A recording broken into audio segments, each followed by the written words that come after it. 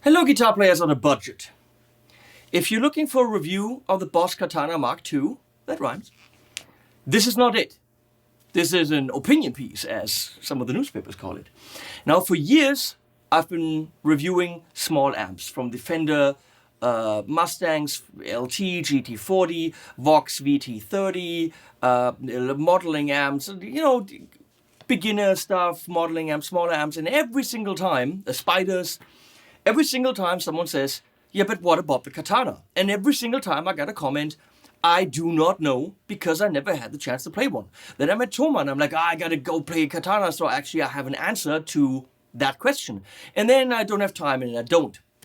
So I literally missed the Katana boat completely up till Mark II came out. And I told Boss, please, end my suffering. Let me know how good the amp is. Please send me one so that I can answer that question, which is what I'm doing right here. So I'm not getting paid for this video. I do get a Katana MkII to evaluate and I get to keep it. Thank you, boss. And I've spent time with it briefly. This is not a full review, but I got to tell you, it ticks all the boxes. I did a produced track with it, which you will hear in a second. And it's literally everything you want in a low budget beginner amp. Well, that's the thing. It is not. A lot of these amps, whether it be the Spider or the Fender LT25, they are beginner amps. Yes.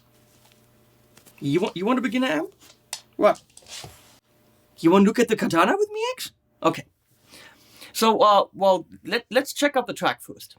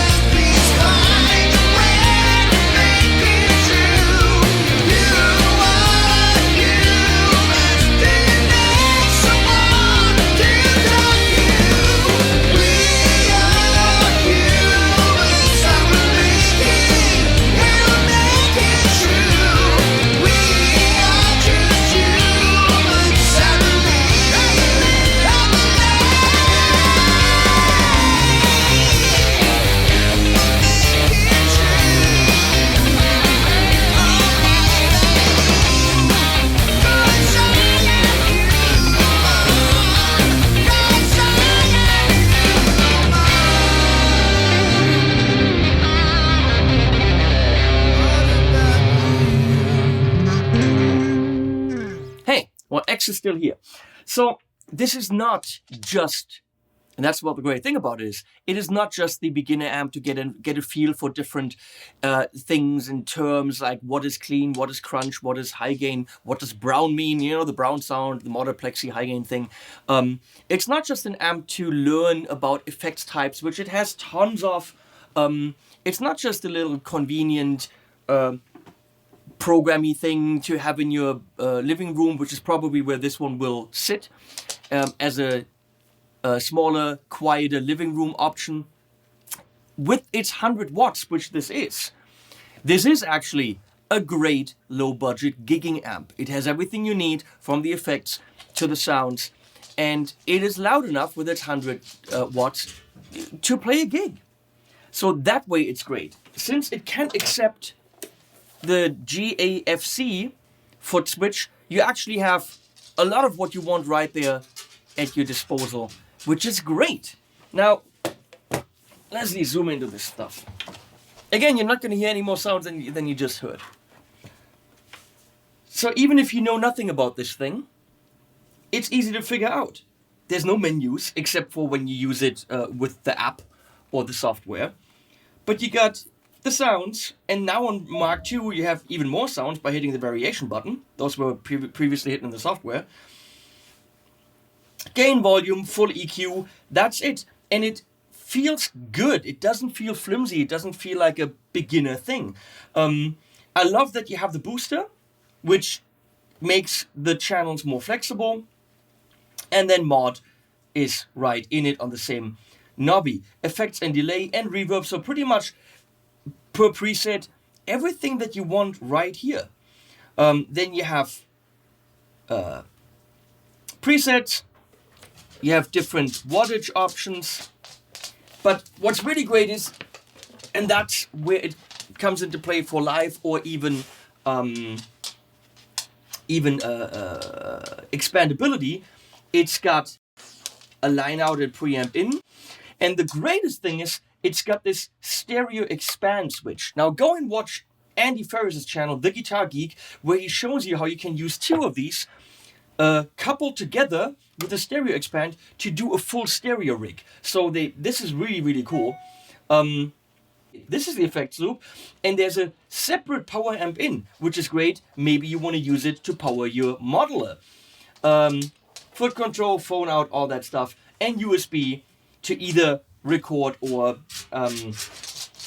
control the amp with it. But the point is, I use this like a traditional amp. I put a mic in front of it, and what I got was fully usable. Now, is this an amp that can replace anything back there? No, it is not. Is it an amp that is as good as a tube amp? No, it is not. It is a transistor amp that sounds damn good.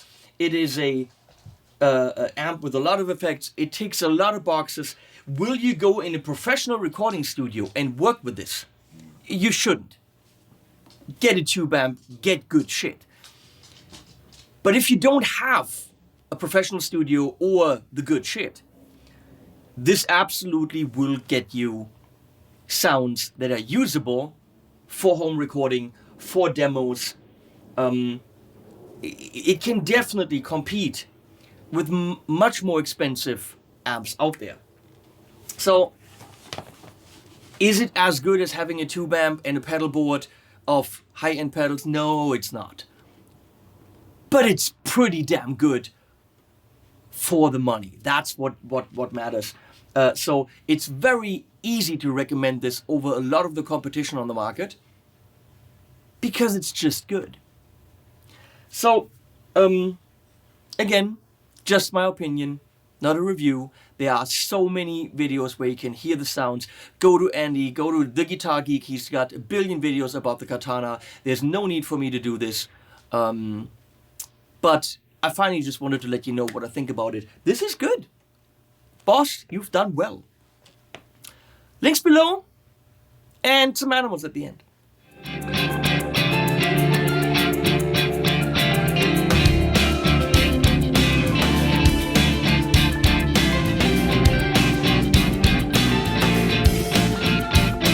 I'm caving in. I'm breathing. I'm wet. of a bitch and my heart keeps on beating. Boy,